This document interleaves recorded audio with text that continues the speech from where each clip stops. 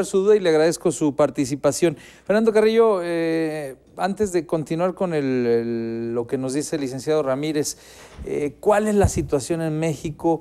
Las estadísticas que existen en este momento sobre pensionados, tengo entendido son pues millones los pensionados actualmente. Sí, bueno, actualmente tenemos poquito más de 4.100.000 pensionados y lo preocupante no es eso, sino que la población tiene un ritmo de crecimiento muy lento para jóvenes y sí muy grande para personas adultas mayores. En el 2050, cálculos de la CONAPO, el Consejo Nacional de Población, nos están hablando de que vamos a llegar a ser pues 36 millones de personas adultas mayores y que tengan necesidad de pensión. Y esto es una espada de doble filo. Estamos hablando de la parte humana, la parte más sensible, donde no hay dinero suficiente para que puedan vivir con dignidad. Seguimos con Más Allá de la Noticia.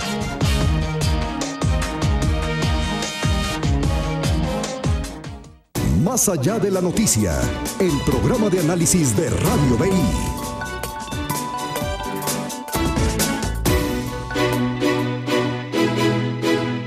De la mañana con 28 minutos, seguimos con el tema de pensiones en México, la antesala de la miseria, como bien lo calificó nuestro invitado de hoy, el licenciado Juan Antonio Ramírez. Fernando, nos estabas dando algunas estadísticas, disculpa la interrupción, continuando con estas, ¿qué más nos puedes decir?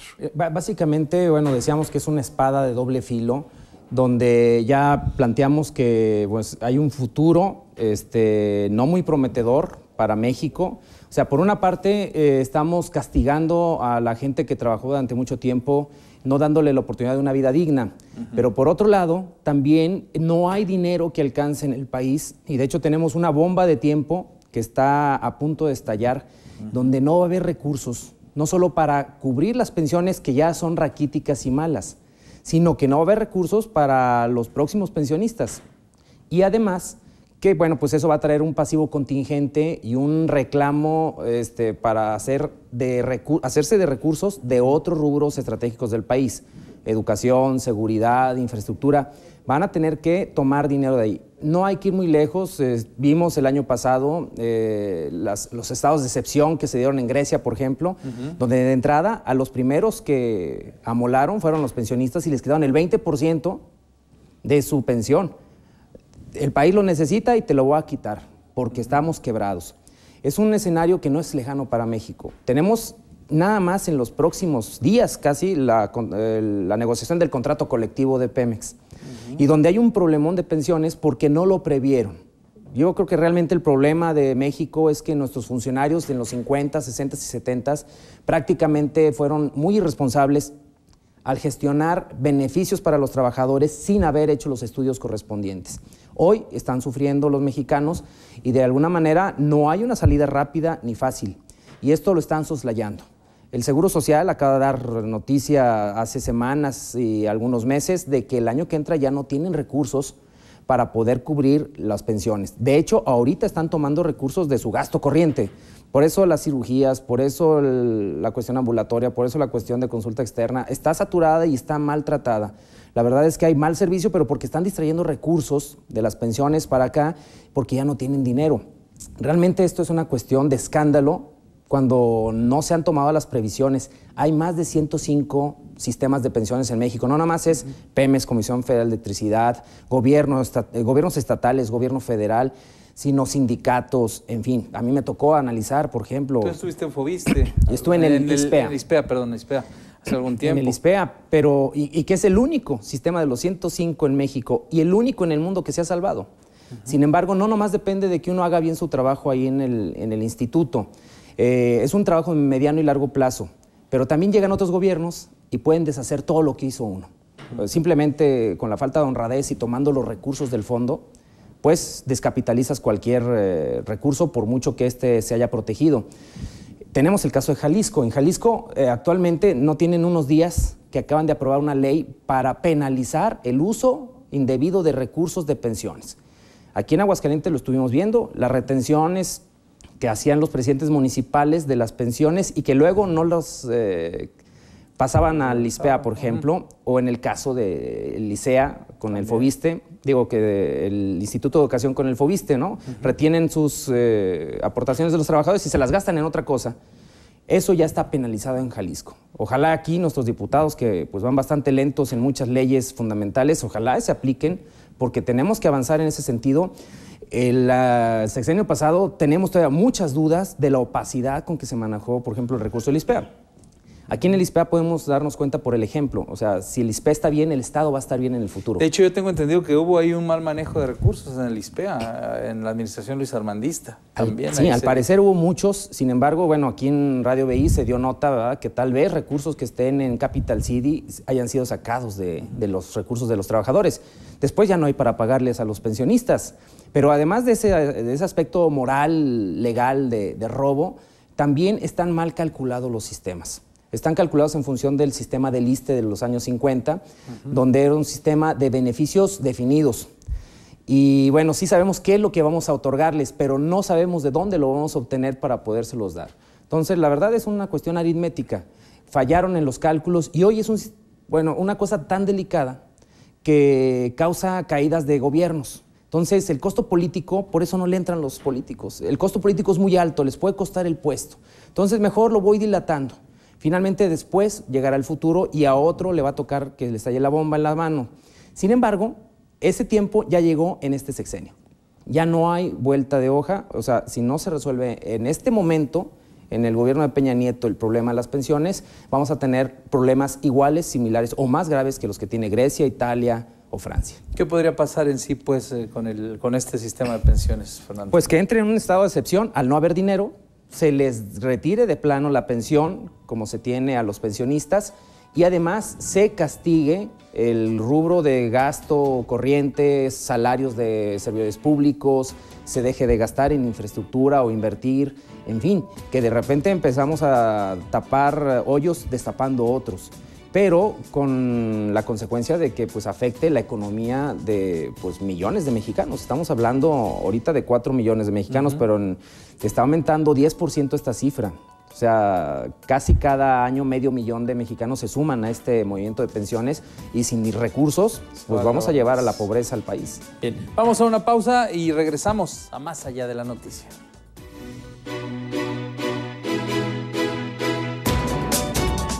Los temas que te interesan, analizados a fondo, más allá de la noticia. Estás viendo Más Allá de la Noticia.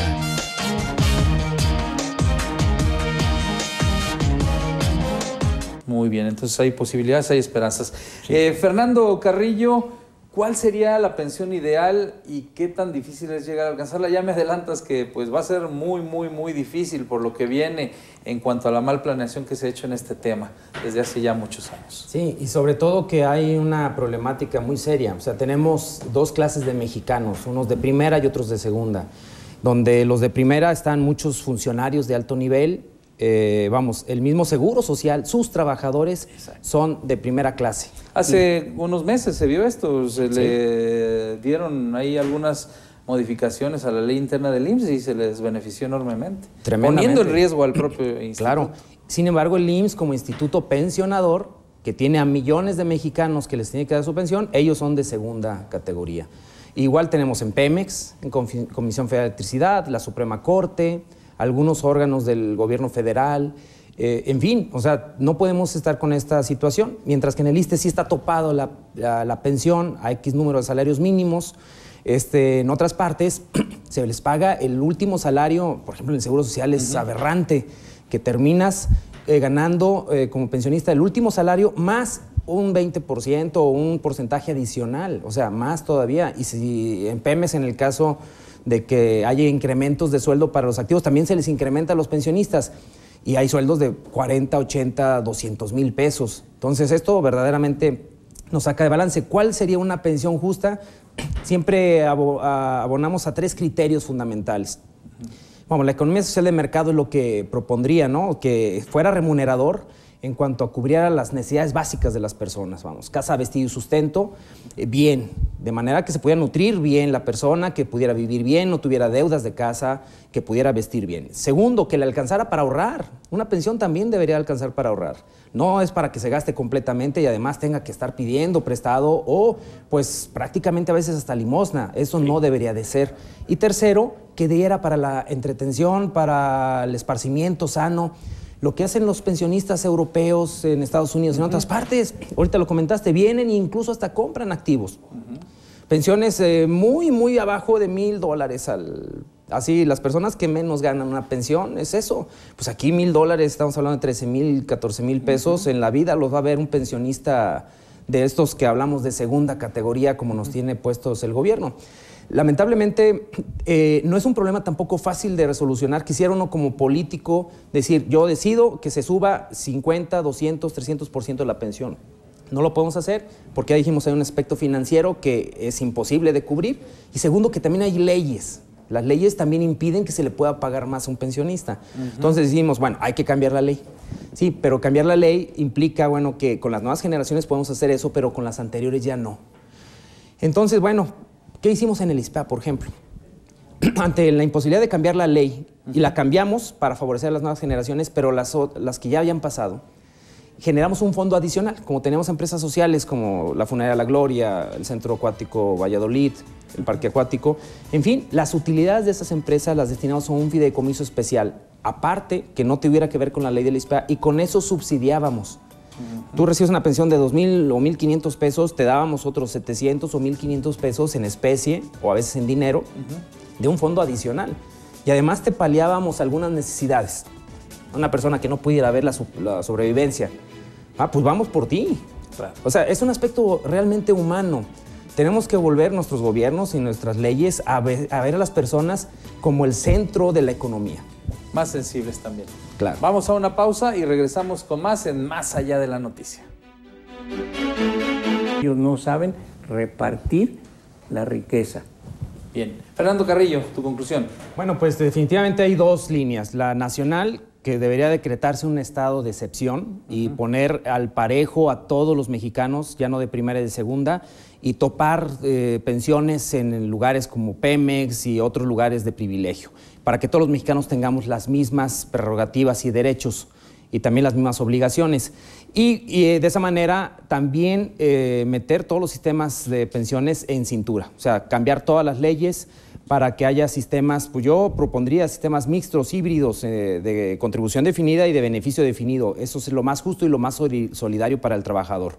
Los sistemas de contribución definida que proponen los neoliberales, como se ha dado aquí en México, ya está probado que no van a ser suficientes. La cuenta del ahorro para el retiro no va a ser suficiente en el mediano y largo plazo. Entonces necesitamos un sistema híbrido, como el que diseñamos en el ISPEA.